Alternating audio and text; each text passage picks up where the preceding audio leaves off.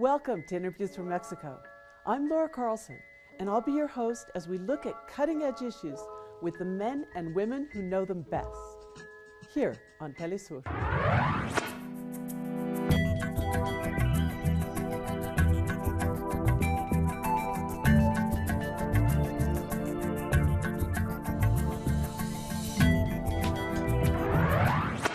Mexico's book fairs are the cultural high point of the year, where authors present new work and new trends in literature and in writing. This year, one of the discoveries, well, I won't say discoveries because she's been writing for years, but one of the big hits was Flor Aguilera. Flor is a versatile writer. She writes for young people and children and is a poet and a journalist and a novelist as well. We're very happy to have with us today Flor Aguilera. Flor, thanks for being here. Oh, thank you for having me.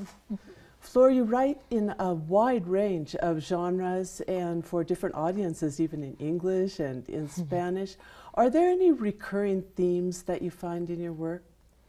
Well, most of my work in fiction, I write in the first person because while I am writing, it helps me to find like a true voice, becoming the character. It's kind of like acting, but writing at the same time. So I put myself in the character's shoes and in the character's world, and I live in that world for as long as I'm writing that short story or that novel. Well, tell us about that process. How do you do that, especially when the character is a 14-year-old girl or, you know, characters that are very different from you in your life on a daily basis?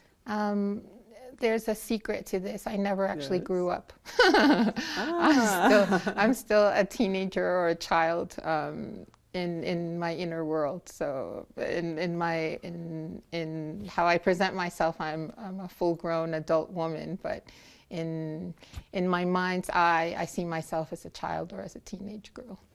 Well, that certainly would be a recipe for success writing for that audience.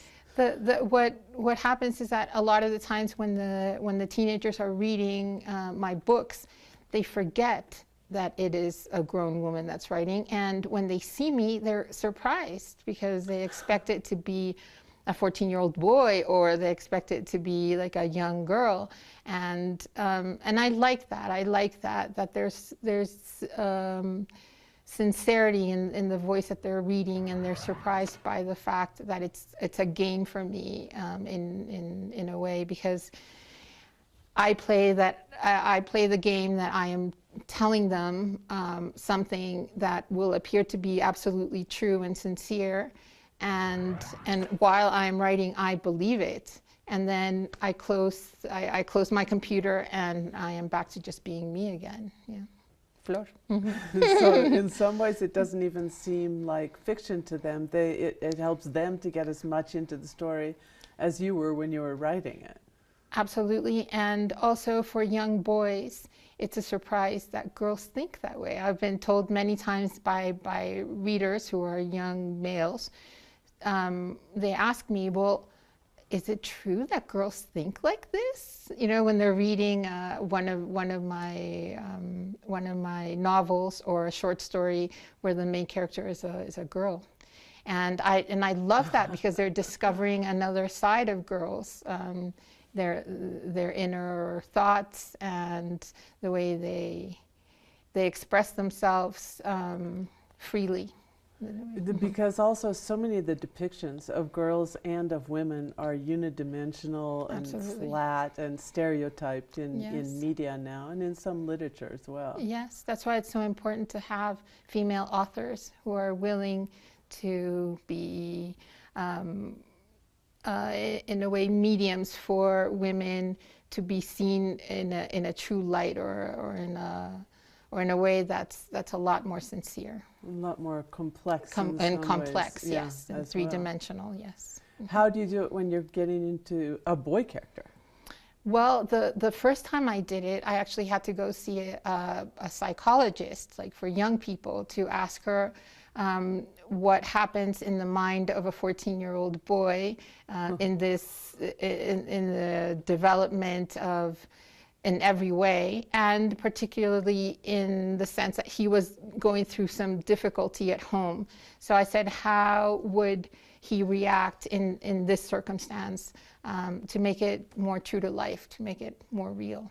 What was the story behind that one? The story was, he lived with his mother, and he lived with his mother and his father until the age of 6, and the father disappeared. He just left the picture, and the mother finds a boyfriend when he's 14, and this causes like a huge problem in the boy, because he's saying, I'm losing my mother, this new character, and he calls the new character a wolf, because he says that he's there to cause problems. But and truth be told, he is just a nice man who is having a very good relationship with the mother, and who begins a very nice relationship with the boy as well.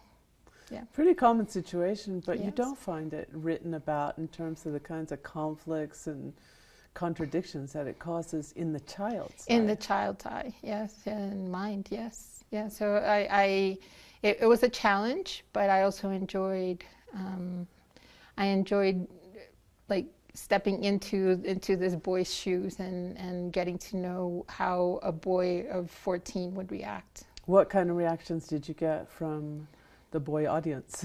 Well, beginning with the reactions that I had at home, my brother told me, this is my favorite novel that you've ever written, which I thought was a great compliment. And my nephew said I read it over and over and over and over. And so I was very moved, because he never read anything. So that it really captured his attention and his imagination. He kept wanting to read it, kind of, I guess, to understand himself, because he was going through something very similar.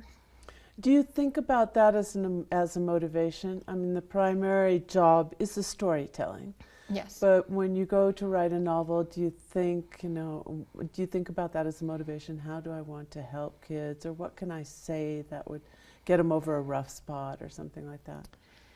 I think that it's unconscious, but once I finish the novel, then and I start getting feedback from the readers, I understand why I write. I understand what my primary motivation is, because I had that motivation as a teenager when I was reading books. It was, as I always say, art and literature in particular, they're windows and they're mirrors. So you are learning to look out into the world, but also in a way to learn about yourself as you're reading about someone else. There are a lot of these stories that come from the imagination, and this process of going into a character also have a deeper source in terms of your own experiences at those ages. Absolutely. I go back and I think, well, okay, what was I going through when I was 13 or when I was 15? And the big change was when I was 16, from 16 to 17, because I started university. I was very young, but I started university when I was 16 going on 17. Yeah, like the song by the Sound of Music. Yeah. Being thrown in a whole different environment. Absolutely. And it helped me to read, and to read specific young adult novels, because it made me empathetic towards other people, and it made me feel understood, which was very difficult for me. You would have to go back to your own experience if you're going to end up writing with the kind of authenticity that you're often cited for. Well, I hope so. Well, tell us about this latest book along that lines, because it also has to do with a young girl who's facing a traumatic event in her life. I have two new books.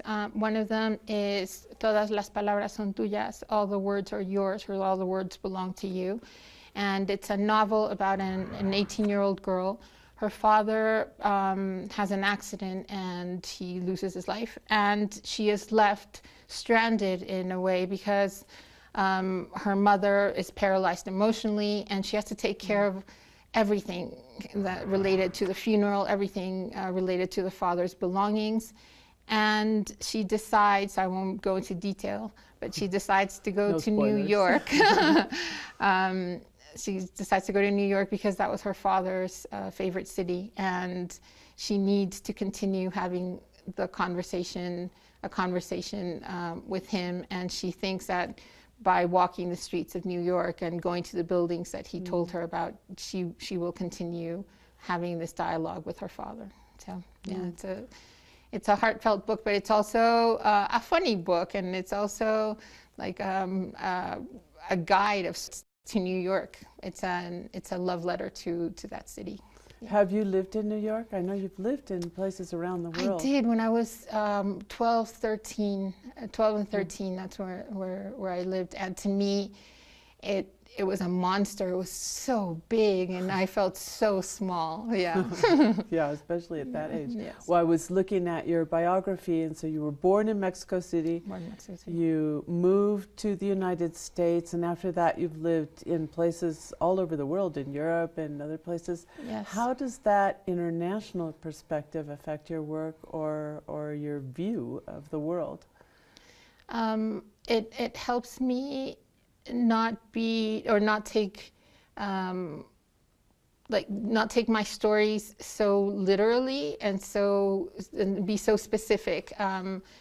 I can take a step back and say, okay, this happens to this child because he lives in this particular part of the world, because he is Mexican, or sometimes I make them have parents who are from other nationalities, and that injects something else into the story.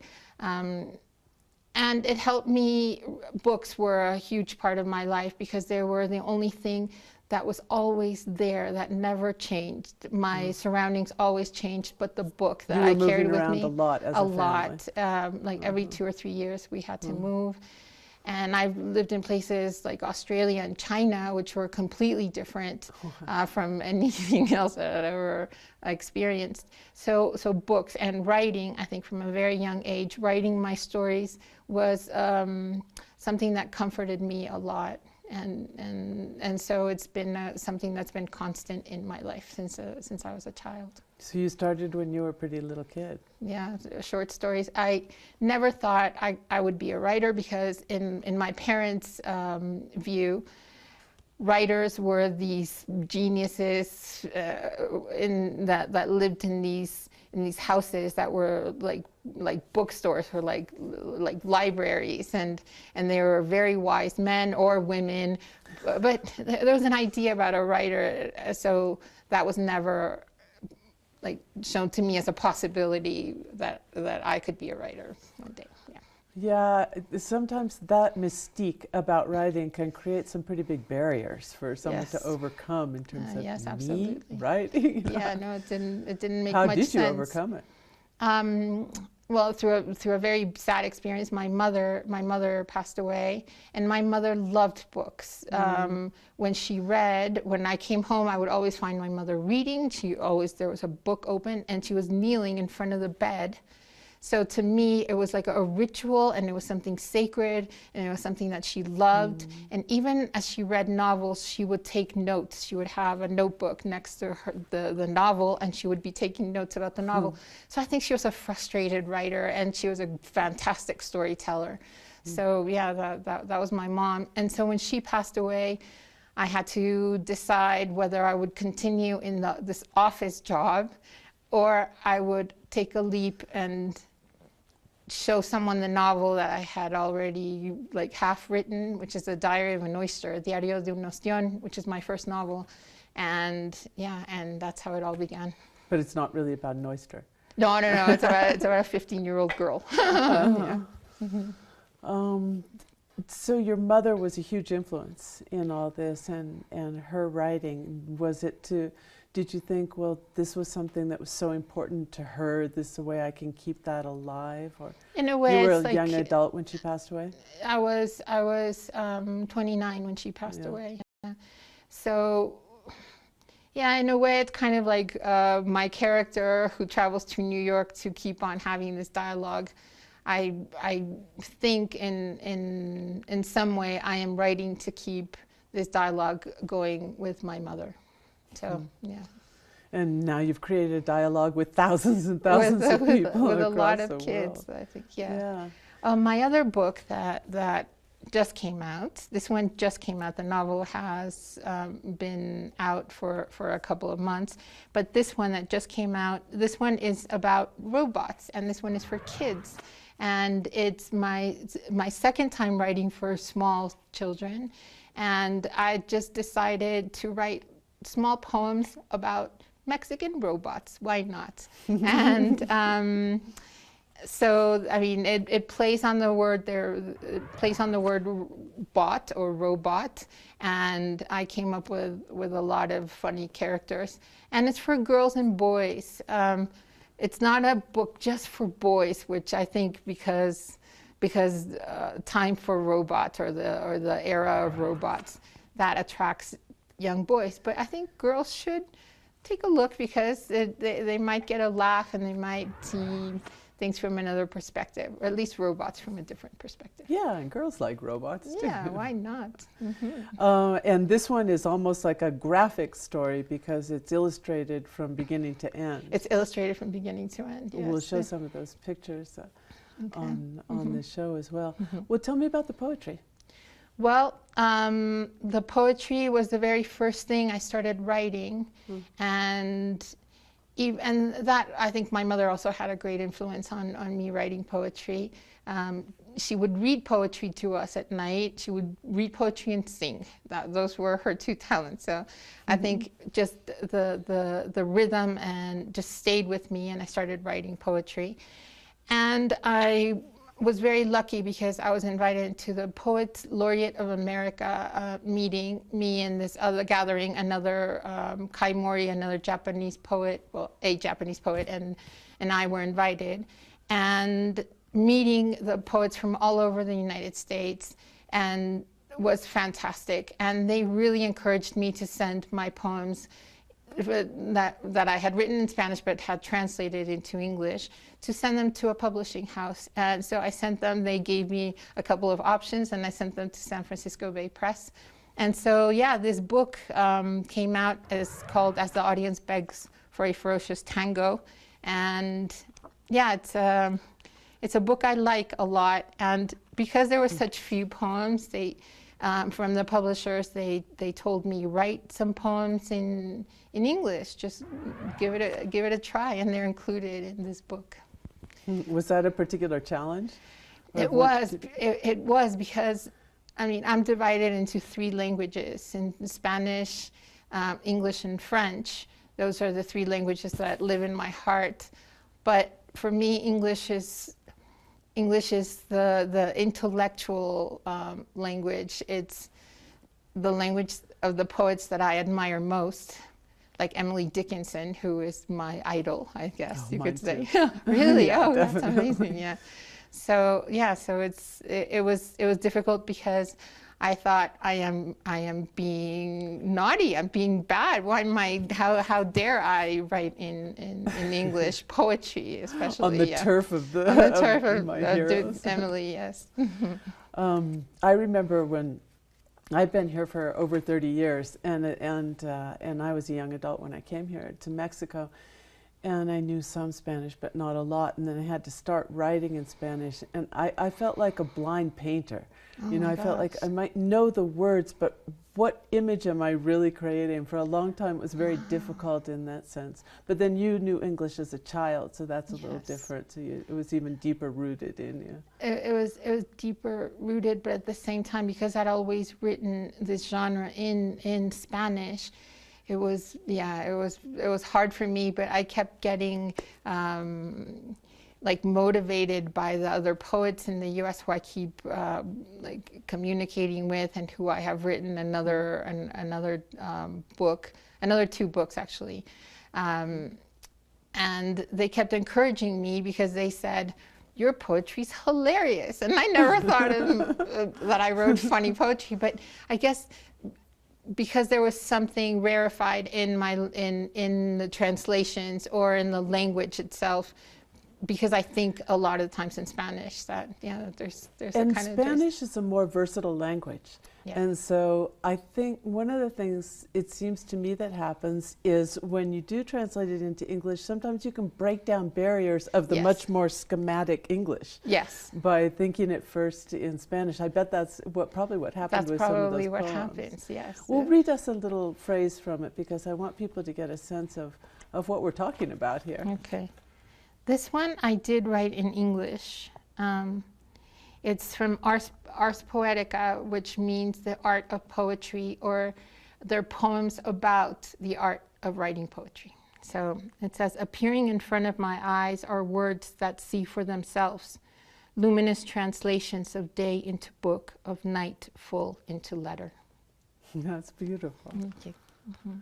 Yeah. I look forward to reading the rest of the poems. Yes. You know, you were at the book fair and there were a lot of people there, and yet sometimes we hear these dire warnings that reading is becoming obsolete.